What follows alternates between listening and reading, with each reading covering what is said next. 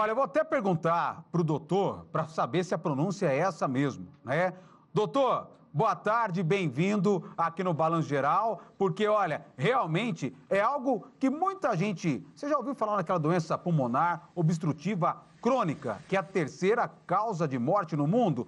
O nosso amigo doutor pneumologista Paulo Faleiros, ele que publicou uma pesquisa inédita com dados do INSS sobre aposentadorias precoces, vai falar dessa doença. Agora, a pronúncia, doutor, é DEPOC, é isso mesmo? Boa tarde. Boa tarde, Thiago, tudo bem? É um prazer estar por aqui, falar com vocês. O nome que a gente fala é DPOC, né? No exterior fala COPD, mas é DPOC então, doença pulmonar obstrutiva crônica. E como que essa doença aí, DPOC, se tornou uma das maiores causas de mortes no mundo, doutor? Pois é uma doença que pouca gente conhece esse termo, DPOC, todo mundo conhece como enfisema, né? Mas, na verdade, a DPOC ela é formada por duas doenças, que é o enfisema, que é uma destruição dos alvéolos, que são os sacos de ar dos pulmões. E a bronquite crônica, que é uma inflamação crônica dos brônquios que passam ali dentro dos pulmões. E o que causa essa doença? A principal causa é o cigarro. Tanto o cigarro comum, como o cigarro eletrônico, como o cigarro paieiro, que acaba sendo até um pouco pior do que os outros, aquele narguile, né, que o pessoal fuma em conjunto, tudo isso, poluição ambiental também, né, queima de fogão a lenha, tudo isso pode causar o DPOC. E nesse caso, doutor, muitos brasileiros acabam se aposentando porque tem essa doença, é isso? Isso mesmo, é uma doença muito grave que tira anos de vida da pessoa e anos de trabalho também da pessoa. Né? A pessoa ela fica com tosse, com falta de ar, e essa falta de ar pode levar à incapacidade. E as pessoas aposentam por isso quando tem uma doença muito grave. Vocês já devem ter visto pessoas que usam oxigênio, geralmente a causa é a DPOC, que faz a pessoa não tem muito pulmão para respirar e tem que usar oxigênio. E a pessoa aposenta, ou seja, ela para de trabalhar antes do que deveria e vai ter um gasto maior para o governo também pagando a aposentadoria dela. Nós pensamos aí, né, em uma doença que vai se tornando cada vez pior ao longo da vida. Mas o doutor citou pontos importantes como o cigarro paieiro, como cigarro eletrônico, que hoje são muito consumidos pelos jovens. Os jovens também podem sofrer com DPOC? Na definição, tanto brasileira como mundial, a DPOC é causada em pessoas acima de 40 anos. Mas a gente sabe que pessoas abaixo dessa idade também já têm. E principalmente agora com o cigarro eletrônico, isso está mudando, porque o cigarro eletrônico está levando a uma destruição muito maior dos pulmões do que o cigarro normal mesmo. Então a gente vai começar a ver doenças de idosos em jovens em pouco tempo. Doutor, é bom reforçar também, né? O doutor citou até alguns sintomas, mas a gente reforçar para que a pessoa que está em casa agora assistindo fala, olha, eu estou tendo esse sintoma, pode ser que eu tenha, né, esteja começando um gatilho aí para essa doença, para eu procurar ajuda. A gente citar um pouco mais especificamente os sintomas dessa doença, doutor. Pois é, quem fuma, Thiago, geralmente fala assim, não, eu tenho essa tosse, mas é do cigarro. E ela não se atina que ela está tossindo porque o cigarro está causando uma doença nela. O cigarro causa tosse, mas causa a DPOC que vai dar tosse na pessoa.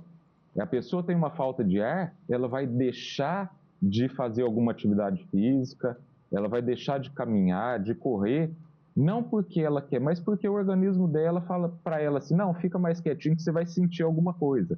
E isso já é a doença, o cigarro está levando ela. Então, os principais sintomas: tosse, que pode ser seca, mas geralmente é produtiva, tem o catarro, a pessoa tem aquele pigarro, principalmente de manhã quando acorda, falta de ar, um cansaço, às vezes dores nas pernas, a perna fica pesada, porque não chega o oxigênio direito ali nas pernas, né?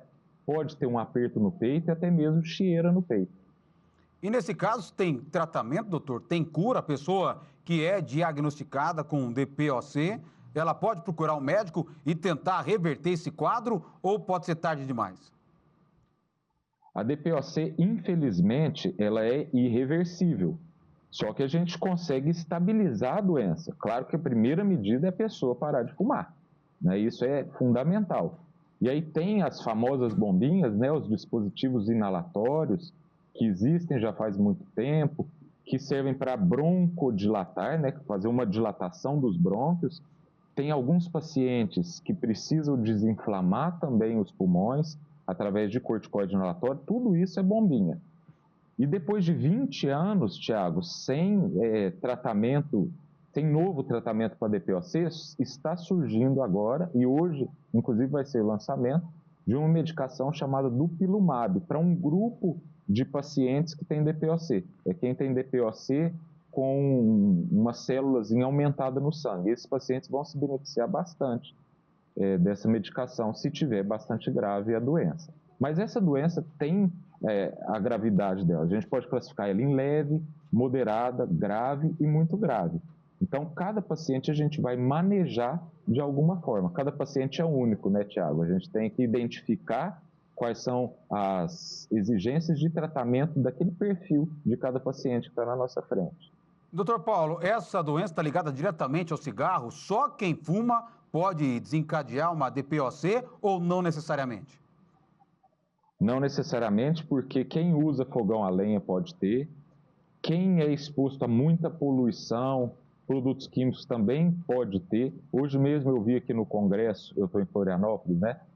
A apresentação de um caso de uma pessoa que teve DPOC por mexer com poeira, com sílica, né? Com areia ali, lá em Belo Horizonte, no caso, então isso pode levar. E tem algumas pessoas que têm uma tal de deficiência de alfa-1 antitripsina, que é uma enzima que acaba ajudando a gente a nos proteger, né? E quem tem essa deficiência fica muito mais propenso a desenvolver a DPOC.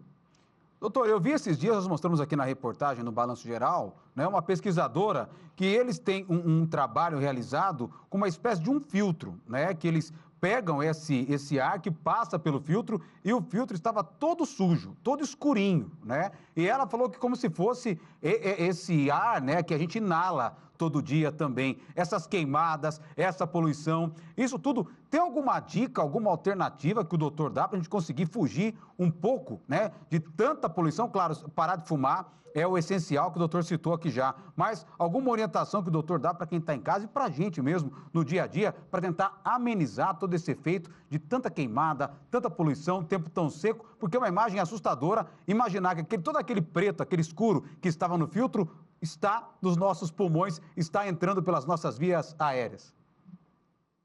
Pois é, isso é muito difícil, né? A gente tirar toda essa poluição do ar é impossível.